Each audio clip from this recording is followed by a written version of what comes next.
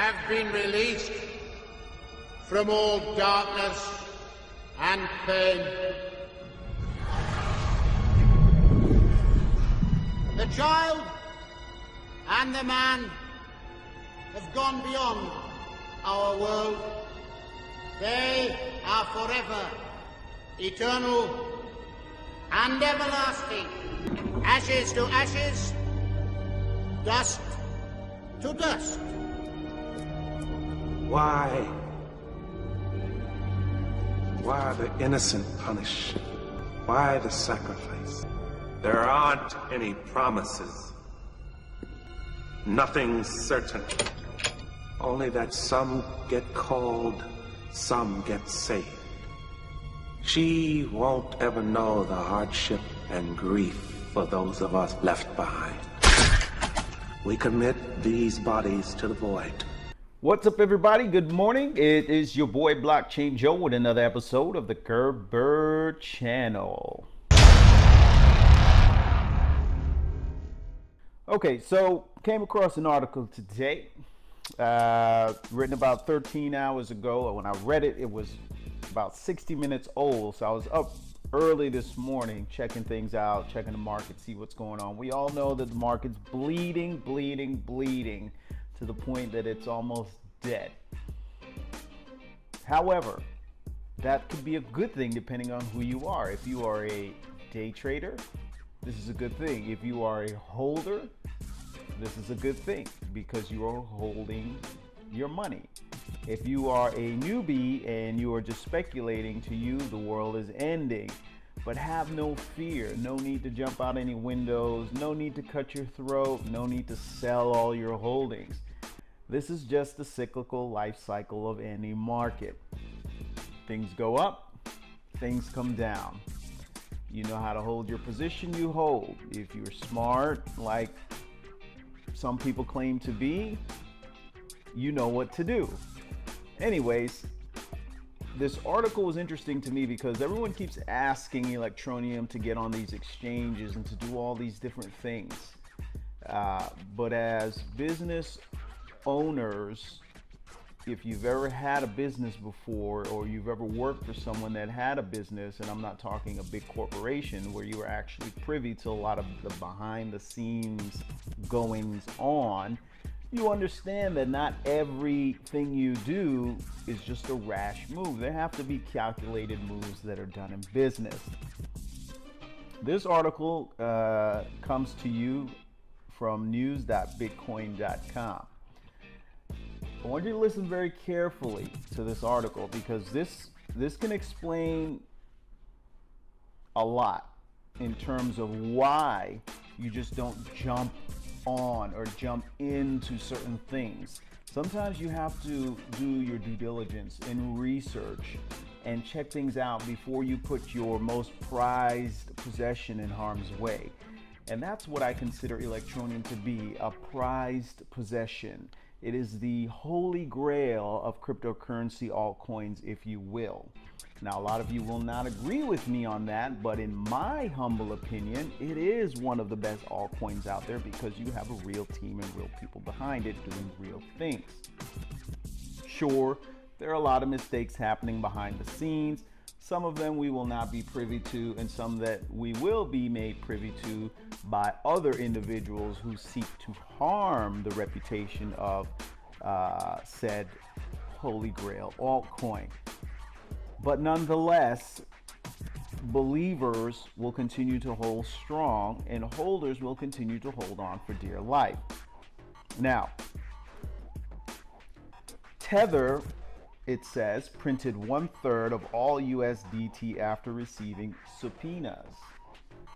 Following the recent announcement that Tether received a subpoena from the United States Commodity Futures Trading Commissions on the 6th of December, it has become apparent that over 1/3 of the total supply of Tether was created after the date of the subpoena's delivery. Earlier this week, it was reported that Bitfinex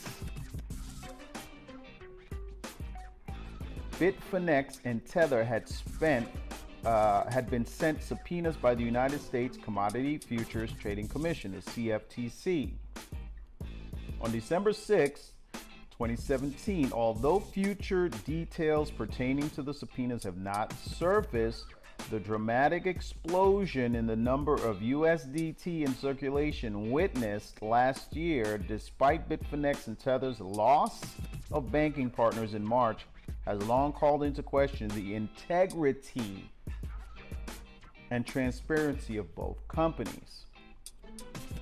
From February 2017, the number of USDT in circulation has grown by nearly 9,000%, raising from approximately 25 million USD at the start of February last year to more than 2.25 billion with a B at the end of January 2018, according to Coinmarketcap. Since receiving the subpoena, Tether increased the number of USDT by 775 million, comprising a 52.5% increase in the total supply from December 6, 2017. As such, approximately 34.5% of all USDT created were produced after Tether had received the subpoena from the CFTC. Widespread suspicion has attributed the ramping up of USDT issuance to a last-ditch attempt by Tether and Bitfinex to manipulate the BTC markets in light of the subpoena. Many sources have argued that much of the Tether created since December 6, I think that may be a typo, I think they meant to say USDT, created since December 6, may have been produced without USD backing and then traded on exchanges to drive the price to record high before the subpoena's existence could be revealed. So, in business, you want to make sure that the people you are doing business with have a good reputation and are not doing illegal things behind the scenes. Based on this article, there's a lot of money being pumped into the system to manipulate BTC. Right now, when I checked this morning, Bitcoin was somewhere between $7,000 a coin, somewhere here or there within that price range. It was only a few weeks ago, in December, we saw Bitcoin at 20,000 plus or 19,000 plus. Now it's down to $7,000. This is a good thing for those individuals who are waiting to buy in. It's also a good thing for those individuals who bought low, sold high, waited for what's happening now, and are now rebuying again. They're recirculating their position or recycling their position. Accusations of insider trading have consistently hounded Bitfinex throughout its lifespan. In early 2013, an apparently disgruntled former Bitfinex employee leaked an email correspondence between himself and the former CEO of Bitfinex. This is old news, obviously, but it's relevant information. Raphael Nicole, in the email, the employee alleges that the trading account for Bitfinex current chief financial officer, Giancarlo Devashini, was credited $1 million, money that he didn't have deposited in his account. The statement issued by Bitfinex and Tether regarding the CFTC subpoena claims, quote, "We routinely receive legal process from law enforcement agents and regulators conducting investigations. It is our policy not to comment on such requests," end quote. News of the subpoena broke just days after Jay Clayton, the chairman of the United States Securities and Exchange Commissions, and J. Christopher Giancarlo, the chairman of the CFTC, co-authored an open letter discussing their outlook on the role of the regulatory institutions with regard to the cryptocurrency market.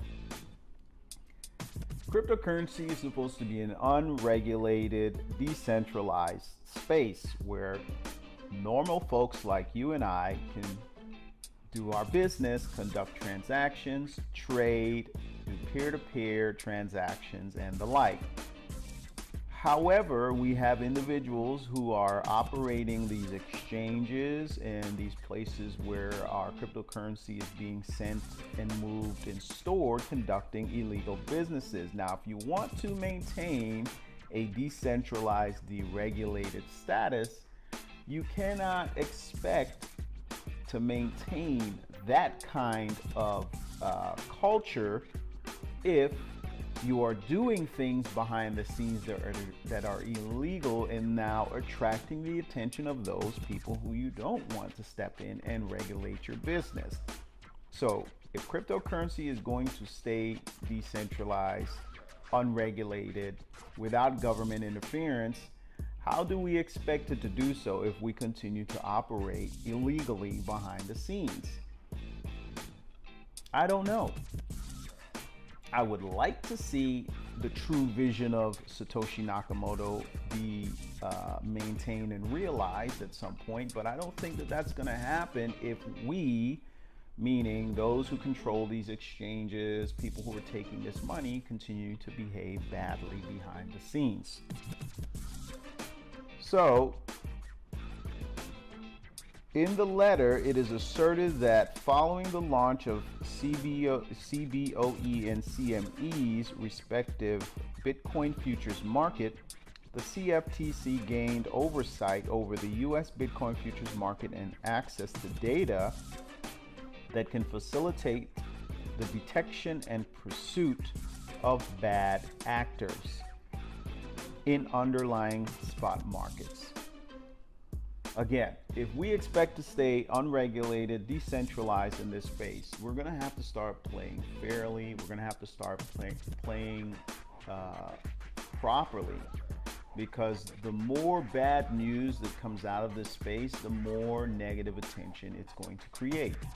If any of you have watched Banking on Bitcoin, you understand how hard government can come down on cryptocurrencies. How is that going to affect the future of altcoins, Bitcoin, Bitcoin Cash, Litecoin, Ripple, and all these other cryptocurrencies in the market space? What's your opinion on the controversy surrounding the operations of Bitfinex and Tether? Share your opinion, share your thoughts in the comment section. FUD? Is this FUD? Fear? I don't think so. This is real news. Is it uncertainty? I don't think so either, because it's very certain that if things don't change, the government will step in and start trying to regulate the space. Doubt? I don't know. If you read and look through the news, you see that there's so many instances where the government is trying to step in to do certain things, to control this space, to control the technology, coming out with their own technology. Kodak launched their own blockchain technology the other day. Their stocks soared through the roof, and now they're postponing the release of that. Now their stocks have dropped sharply. Someone presenting the news as it is, facts, should never be considered FUD.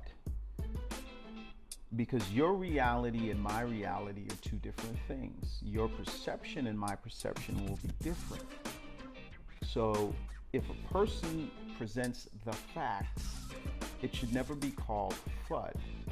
If a person presents information based on their own fears, uncertainty, and doubt, then it can be categorized as FUD. A lot of what's happening in the market, when you report it, Bitcoin is down, the market is bleeding, everything is in the red, that's not FUD, that's facts. Because we can all see that. We can all go online and look and find that information. Anyone that is in this space right now and is experiencing some sort of fear, uncertainty, and doubt on their part, for them it's legitimate, for them it's real. You see a lot of people telling people, oh, you should get out of this space, you shouldn't be investing. But it's like anything in life. If no one ever gives you a chance at a job or a particular career, how will you ever learn? How will you ever gain experience and knowledge? There's only so much knowledge and experience that you can gain from reading things. Sometimes you got to get your hands dirty. Sometimes you have to get in there and do certain things. But anyways, guys, I found this article very interesting because it seems like there are some people behind the scenes that are manipulating the markets. Remember, this is unregulated space, unregulated territory.